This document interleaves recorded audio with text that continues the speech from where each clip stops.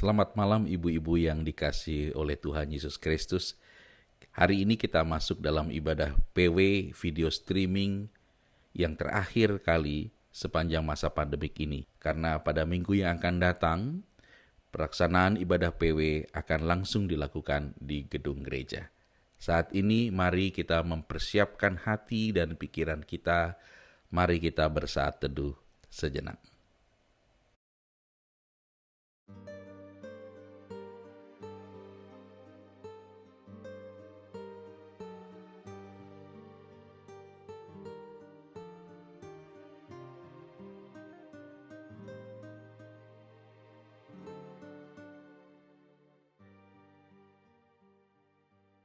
Ibu-ibu, mari kita bernyanyi dari Kidung Jemaat 309, Biar Ku Tumbuh di Batang.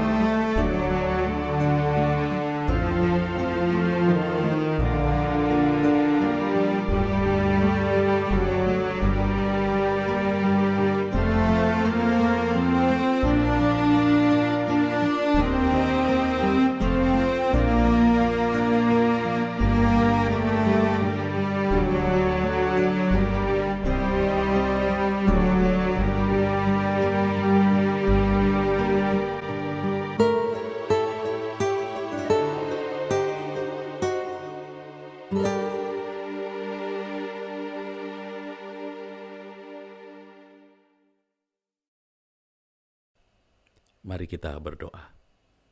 Bapa, terima kasih kalau hari ini kami akan memulai ibadah PW. Biarlah Roh-Mu yang kudus mengurapi kami semua. Biarlah ibadah ini dari awal hingga akhirnya jadi dalam nama Bapa, Anak, dan Roh Kudus. Dan kami bersukacita di dalamnya. Dalam nama Tuhan Yesus kami berdoa. Amin. Saudara, kita akan mendengar firman Tuhan. Kita bernyanyi dari PKJ 103. Carilah dahulu kerajaan Allah.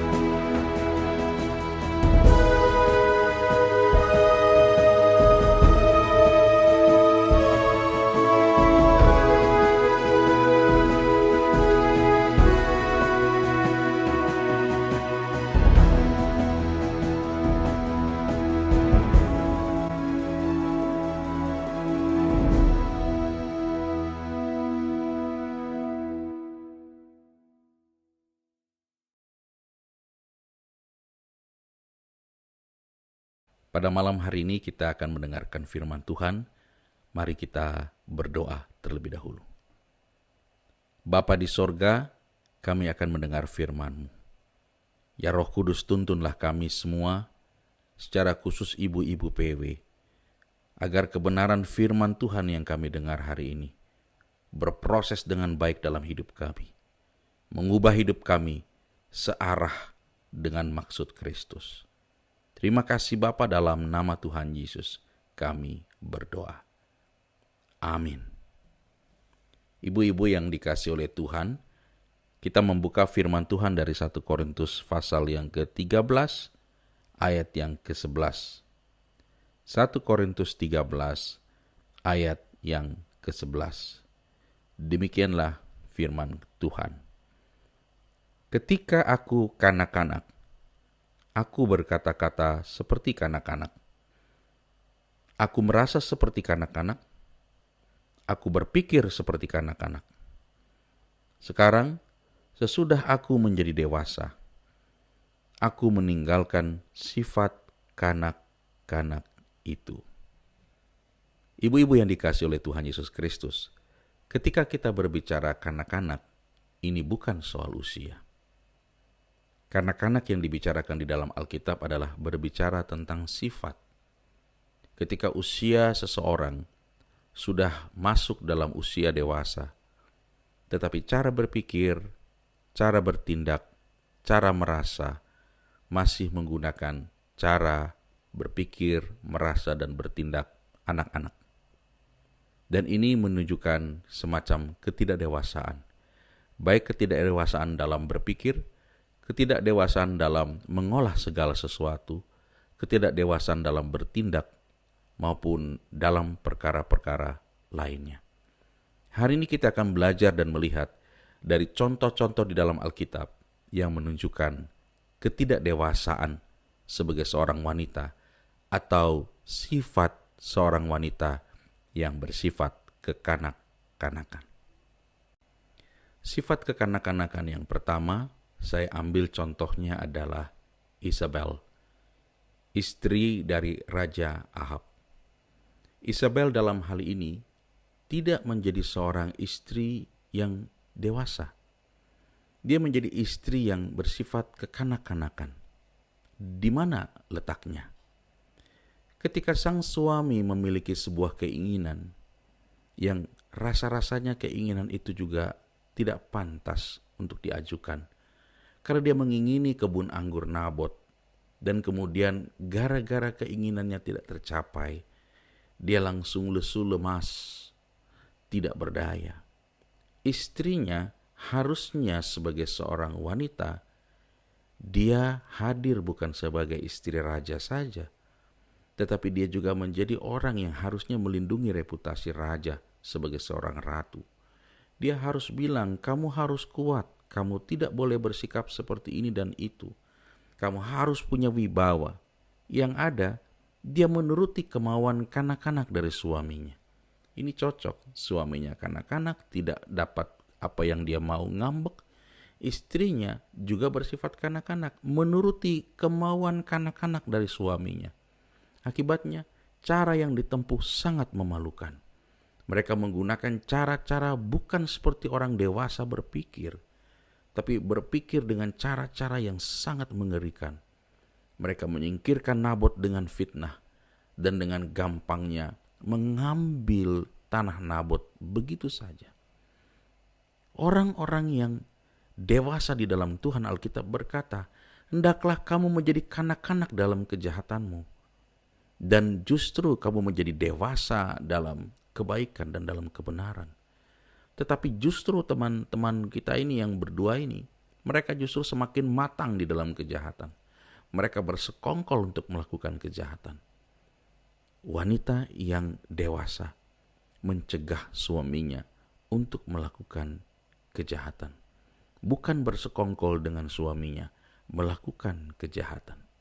Karena orang-orang yang melakukan kejahatan sesungguhnya secara rohani masih bersifat kekanak-kanakan. Contoh yang kedua adalah istri Ayub. Ayub bersikap sangat dewasa. Dalam berbagai situasi, dia memiliki sebuah kekuatan iman dan ucapan syukur. Sementara orang yang tidak dewasa secara rohani bersifat kekanak-kanakan. Pada saat mengalami sukacita, dia akan sangat sukacita. Tapi pada saat dia mengalami apa yang disebut dengan begitu banyak problem, dia akan bergeser dari sukacitanya menjadi pribadi-pribadi yang memprotes Allah, pribadi-pribadi yang marah, pribadi-pribadi yang terpengaruh secara psikis segala sesuatunya. Orang-orang semacam ini bukanlah orang-orang yang dewasa. Di dalam jemaat Tuhan juga ada. Ketika diberkati oleh Tuhan luar biasa, mereka ada di dalam gereja, mereka terlibat banyak di dalam gereja, bahkan mau memberikan apa saja yang mereka punya untuk gereja. Tapi pada saat kemalangan terjadi pada mereka, maka mereka akan menarik diri sedemikian rupa. Dan mereka beranggapan bahwa mereka tidak pantas mengalami kesulitan demi kesulitan. Sehingga dalam hal ini Tuhan bersalah, sehingga mereka mogok terhadap Tuhan. Ini menunjukkan sifat kekanak-kanakan. Hal yang sama juga terjadi pada istri Ayub. menyuruh Ayub untuk mengutuki Allah karena mereka merasa bahwa tidak pantas diperlakukan seperti itu.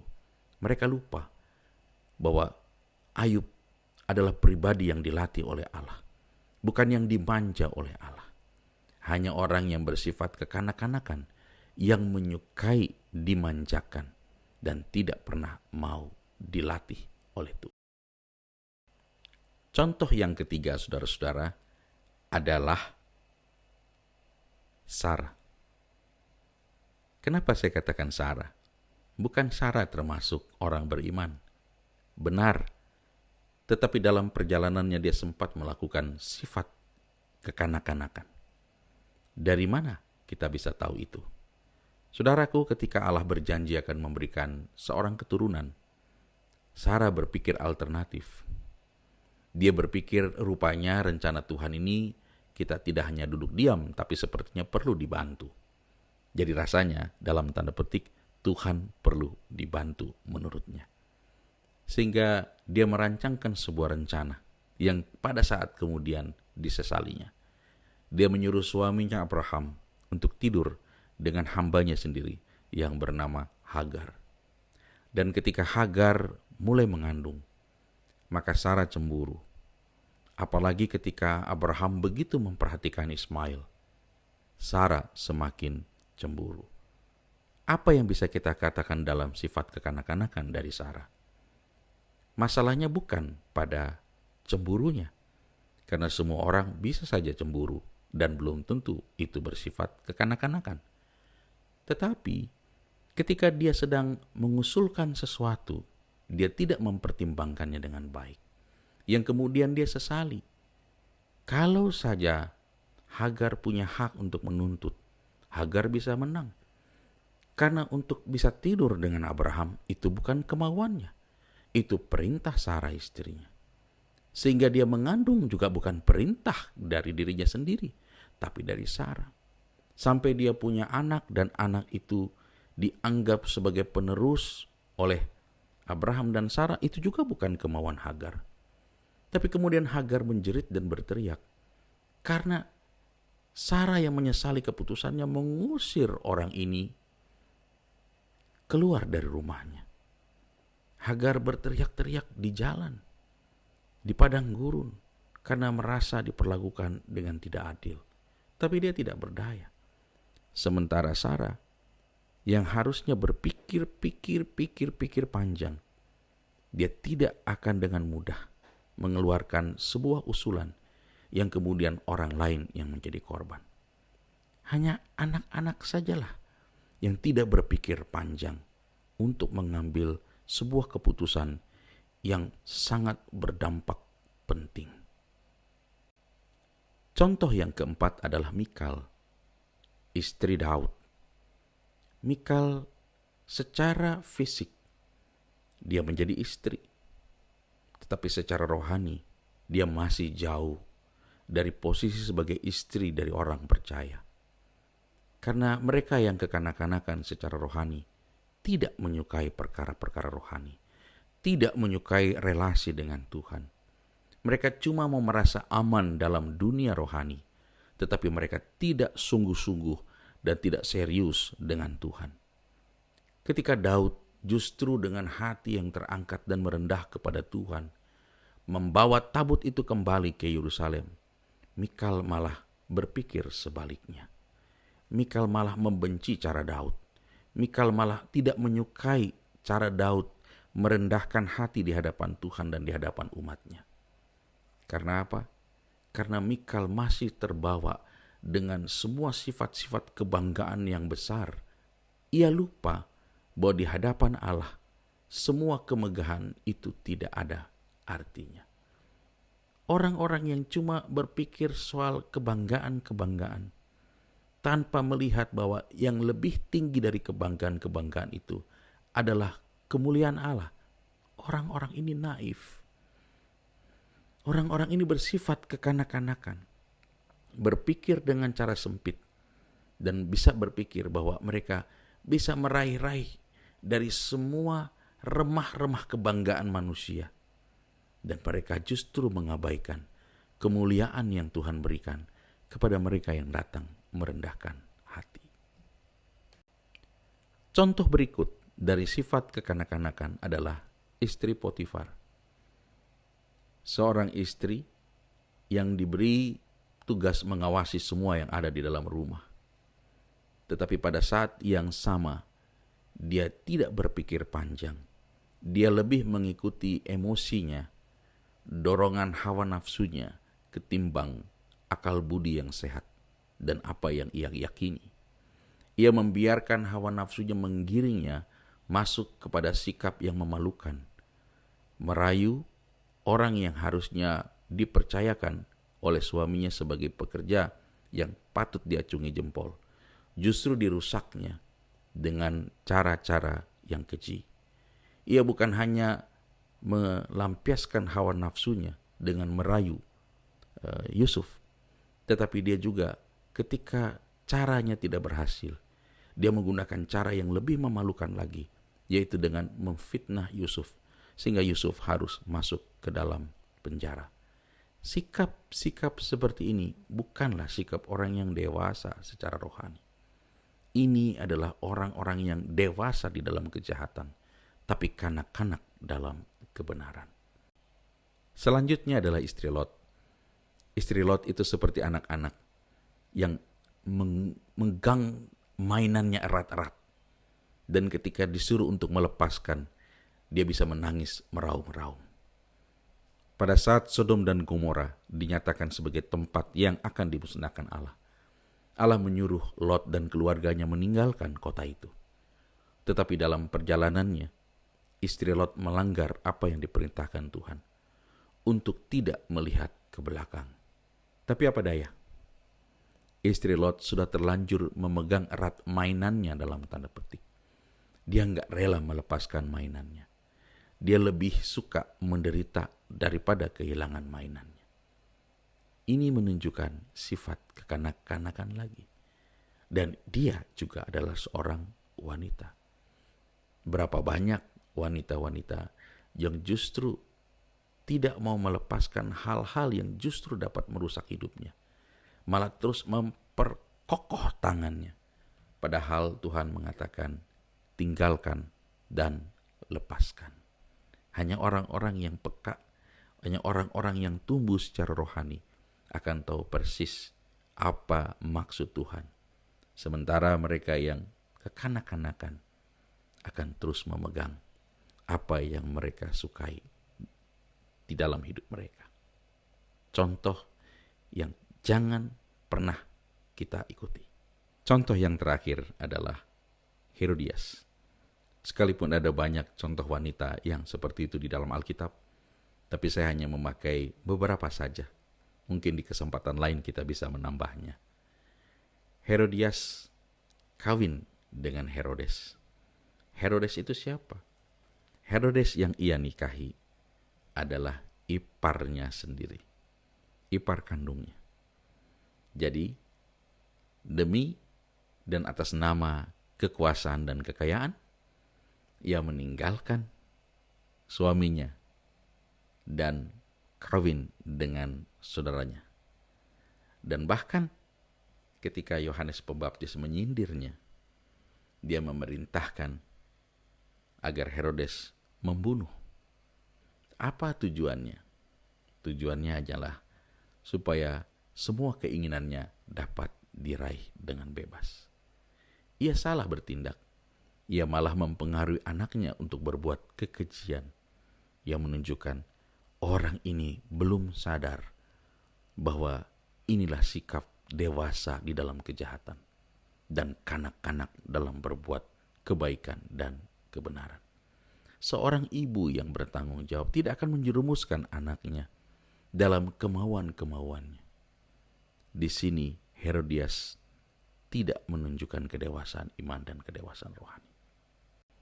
Ibu-ibu yang dikasih oleh Tuhan, dari contoh-contoh yang saya berikan secara singkat tadi, ini ingin mengajarkan kepada kita bahwa ukuran dari sebuah kedewasaan rohani bukanlah kepada siapa dia, istri Abraham kah, istri Lot kah, istri raja kah, bukan. tidak terletak pada jabatan-jabatan itu, tapi terletak pada bagaimana seseorang mengenal kebenaran dan hidup di dalamnya. Ciri-ciri dari ketidakdewasaan adalah ketidakpekaan, membedakan mana yang benar dan mana yang tidak benar. Ketidakmampuan membedakan menunjukkan bahwa mereka belum punya satu kemampuan khusus untuk membedakannya. Bahkan tidak sedikit, banyak orang malah mencampurnya di dalam kehidupan mereka. Atau ciri yang berikutnya adalah mereka memang sudah tahu bahwa itu salah dan ini benar. Tapi mereka tidak punya keinginan yang kuat untuk meninggalkan yang salah dan memegang yang benar. Mereka masih kepingin mencampur keduanya, walaupun mereka sudah sama-sama tahu apa yang benar dan apa yang tidak benar. Sebagai istri dan sebagai seorang ibu, jangan meniru seperti apa yang dilakukan oleh Sarah. Mengusulkan yang kelihatannya baik tapi salah, yang kemudian kita sesali, dan ketika kita sesali, ada orang lain yang harus menjadi korban. Berpikir 1000 kali sebelum memutuskan segala sesuatu. Karena kita tahu, setiap keputusan yang berdampak banyak pihak, kalau itu baik, maka itu akan menguntungkan semua pihak. Tapi kalau itu merugikan, maka selalu ada orang yang jadi korbannya. Pikirkan 2 kali, merupakan sifat dari orang-orang yang dewasa.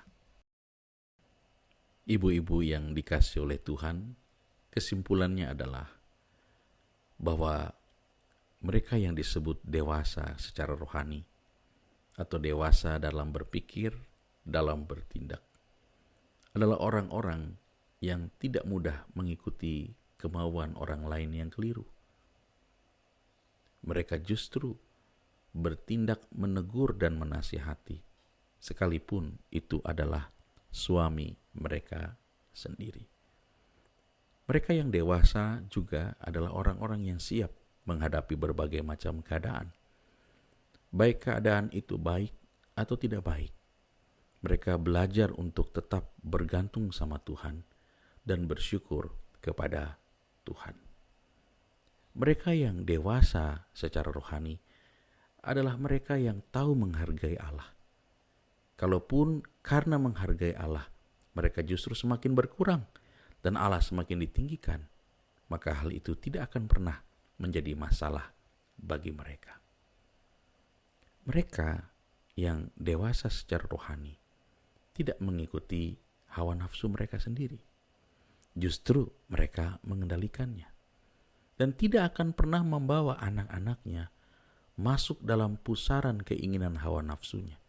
Tetapi sedemikian rupa dia justru melindungi anak-anaknya untuk tidak jatuh karena tindakan-tindakannya. Mereka yang dewasa secara rohani dalam mengambil keputusan akan berpikir dan mempertimbangkannya masak-masak. Dan dia tidak hanya melihat kepentingannya sendiri, tapi juga melihat bagaimana nasib orang lain. Dan yang terakhir, mereka yang dewasa secara rohani tahu menjaga dirinya sendiri dan tidak mau mencelakakan orang lain. Ibu-ibu yang dikasihi oleh Tuhan Yesus Kristus, sesuai dengan apa yang dikatakan firman Tuhan hari ini. Ketika kita kanak-kanak, kita berpikir, bertindak seperti kanak-kanak. Sekarang kita sudah dewasa, kita meninggalkan sifat kanak-kanak itu. Mari kita terus bertumbuh. Kita tinggalkan semua sifat kekanak-kanakan yang tidak membawa kita kepada kebaikan. Dan bertumbuhlah di dalam kedewasaan iman. Tuhan memberkati ibu-ibu sekalian. Amin. Ibu-ibu yang dikasihi oleh Tuhan, sebagai respons kita terhadap kebenaran firman Tuhan yang sudah kita dengar, mari kita bernyanyi dari Kidung Jemaat 53. Tuhan Allah telah berfirman.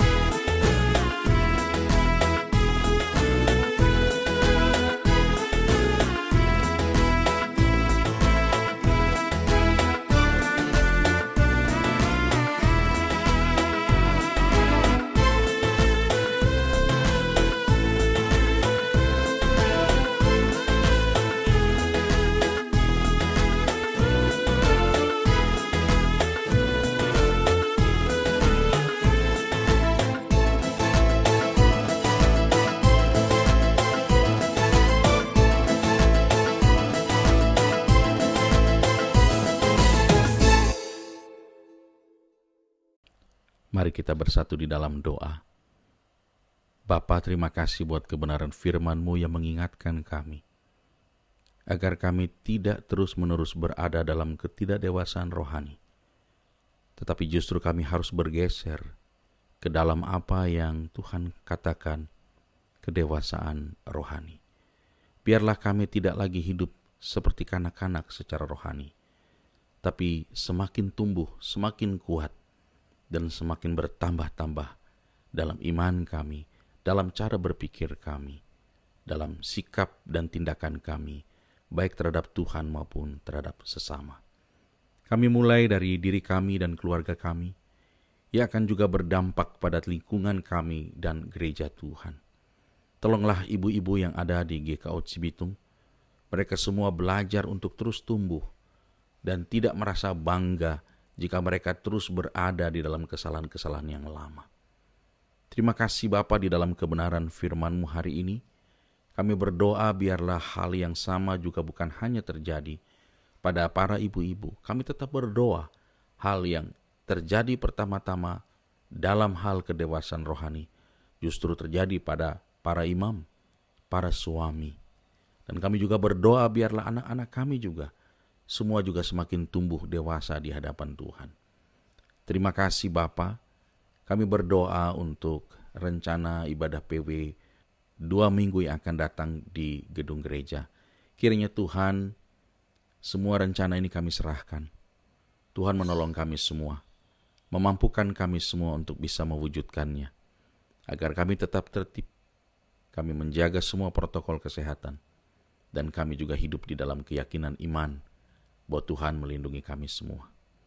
Tuhan memberkati seluruh pengurus PW, mulai dari koordinator dan pengurus-pengurus yang ada sampai pada para humas, supaya kami boleh semakin bersemangat. Dan biarlah Tuhan dengan semangat ini membuat para ibu-ibu PW semakin giat di hadapan Tuhan. Dan mereka yang sudah lama tidak ikut ambil bagian, mereka juga boleh ambil bagian dalam kegiatan-kegiatan PW di masa-masa yang mendatang. Kami berdoa untuk para ibu yang berjuang luar biasa untuk anak-anaknya ada di dalam pendidikan, baik di SD, SMP, SMU, bahkan yang sampai di perguruan tinggi. Tuhan memampukan mereka semua, agar apa yang mereka kerjakan belakangan ini boleh mengantarkan anak-anak mereka siap memasuki jenjang yang berikut, di sekolah yang baru, di kelas yang baru, di tingkat yang baru. Kami berdoa juga untuk semua anak-anak kami yang mungkin sudah bekerja, yang sedang mencari pasangan hidup. Tolong kami Bapa, kami menjadi ibu-ibu, menjadi istri yang dewasa secara rohani, sehingga anak-anak kami berdasarkan pendampingan suami pula, kami boleh arahkan mereka dengan cara yang benar, dan kami tidak memberi nasihat dan dorongan yang keliru, tapi berdasarkan hikmat Allah kami antar mereka ke gerbang keberhasilan yang Tuhan siapkan buat mereka, anak-anak kami. Kami berdoa untuk suami, kami berdoa untuk siapapun yang kami kasih di dalam rumah tangga kami. Tuhan berkati mereka semua. Mereka yang menjadi tulang punggung keluarga, Tuhan berkati, sehingga semua pekerjaan mereka membawa hasil yang boleh memberkati dan mencukupi nafkah dalam keluarga. Kami berdoa untuk semua upaya-upaya yang dikerjakan oleh setiap keluarga, setiap ibu-ibu secara khusus yang berjuang luar biasa buat keluarga mereka. Tuhan memberkati semua usaha anak-anak-Mu. Biarlah apa yang mereka lakukan boleh membawa hasil yang mendatangkan kebaikan dan keuntungan, sehingga keluarga ini boleh survive dan terus boleh melanjutkan kehidupan bersama dengan Tuhan dan bersama dengan seisi rumah tangga mereka.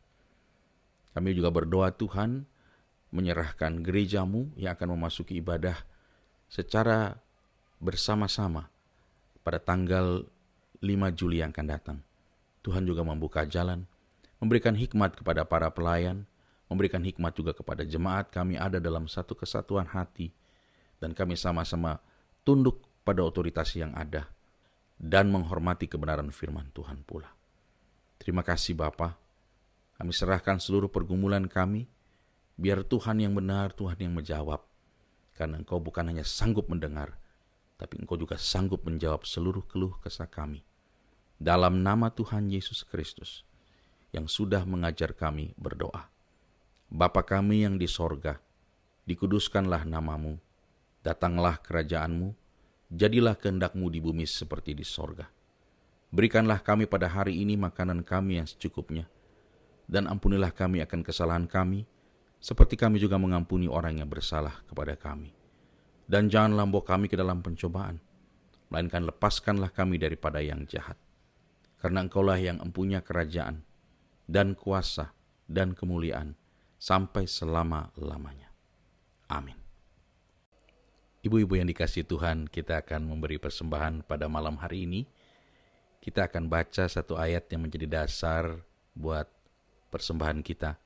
Diambil dari Amsal 3 ayat yang ke-9. Muliakanlah Tuhan dengan hartamu dan dengan hasil pertama dari segala penghasilanmu. Sementara kita mengumpulkan persembahan, mari kita bernyanyi dari PKJ 150, Ya Tuhan hanya inilah.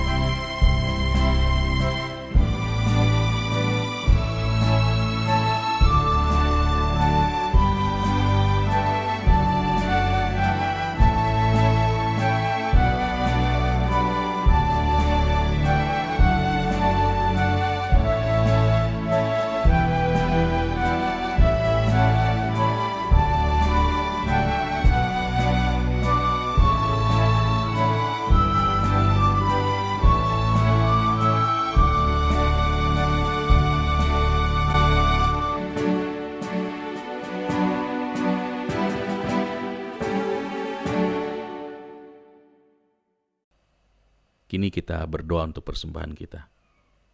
Terima kasih Bapa untuk berkat-Mu yang tidak pernah berhenti bagi hidup kami.